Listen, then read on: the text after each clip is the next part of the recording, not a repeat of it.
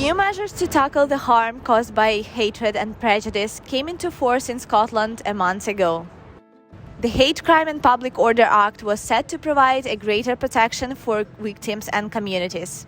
It introduced new offences for threatening or abusive behaviour intended to stir up hatred based on prejudice towards characteristics including age, disability, religion, sexual orientation, transgender identity, and variations in sex characteristics.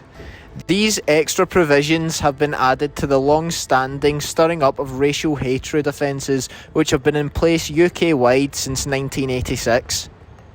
Over the last month, the Police of Scotland has reported more than 800 recorded hate crimes, which is almost twice as much as in 2023. The current Labour MSP, Katy Clark, now comments on the police's involvement dealing with the new Act. And we're concerned about how it would be handled and how it would be implemented, that I think those concerns haven't really been heeded and the process hasn't been managed particularly well from what I've seen. The higher numbers were recorded in Glasgow and Edinburgh so far.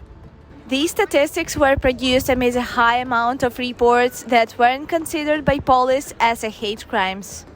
This happened to the high threshold of criminality established by Scottish Parliament and caused a lot of controversy. Former MSP Adam Tomkins expressed concerns about the blurred line between what is considered a crime and what is considered as freedom of expression.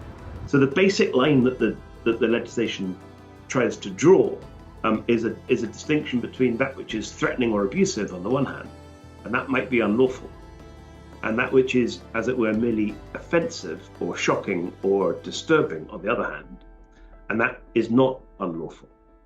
The law has faced criticism from many public figures, challenging the practicality of the Act as well as its compatibility with freedom of expression. Notable critics of Hate Crime Act include entrepreneur Elon Musk, podcaster Joe Rogan, and Prime Minister Rishi Sunak.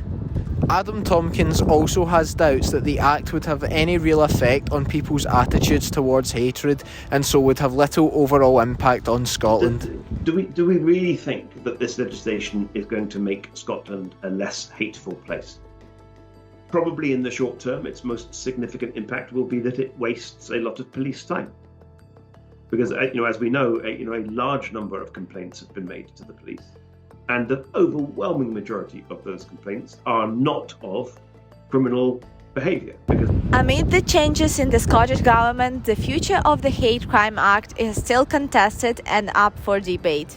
The three largest parties in the Holyrood all have different opinions of what should be done to address the controversy of the legislation. We know that the Scottish Conservatives are in favour of it being repealed, but they're a minority party in the Scottish Parliament. And the Labour Party say that they are in favour of amending it rather than repealing it. So it's complicated.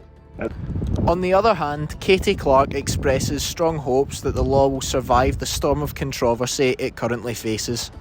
So I hope that there will be individuals who will be helped by this legislation and that it will be possible for the legislation to be used to give them some form of justice. It's very unpopular legislation, and that is a sign that it's been mishandled by the Scottish Government.